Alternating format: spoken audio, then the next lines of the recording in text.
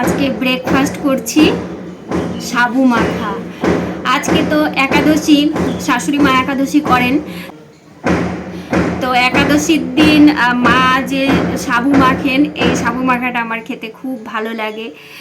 তো ওই জন্য আজকে ব্রেকফাস্টে আমি সাবু খাচ্ছি।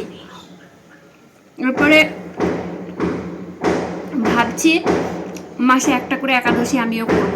আমি তো সবই করে দিই মার, তো ভাবছি আমিও একাদশী করব, করা দরকার। আর কালকে একটা কালী পূজার প্রসাদ খাওয়ার নিমন্ত্রণ ছিল।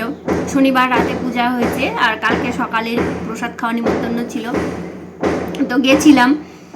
খিচুড়িতে এত লঙ্কার গুঁড়ো, মানে শুধু খিচুড়ি না, খিচুড়ি, লাবড়া, পনিরের তরকারি ছিল, চাটনি ছিল, সব কিছুতে লঙ্কার গুঁড়া দিয়ে ভর্তি।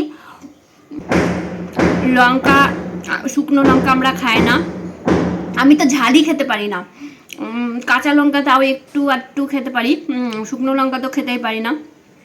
আর কালকের প্রসাদ খেয়ে আমার পেটের অবস্থা খারাপ, বলতে হয় না প্রসাদের কথা, কিন্তু মানে একদম লঙ্কার গুঁড়া দিয়ে ভরে রেখেছে।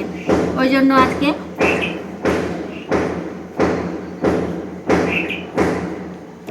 সকালবেলা না আর ভাত খাওয়ার ইচ্ছে নেই।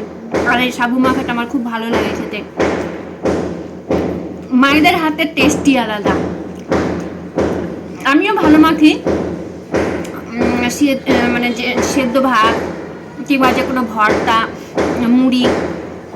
সেন বলে যে আমি ভালো মাখি আমি, তো ও আমার মাখা খেতে খুব পছন্দ করে, কিন্তু নিজের ডিম মাখা ভালো লাগে না। তো মা মনে হয় যে মায়েরা আর কি সিদ্ধ ভাতেও যদি মেখে দেয় না, তবুও মনে হয় যে টেস্ট বেশি লাগে।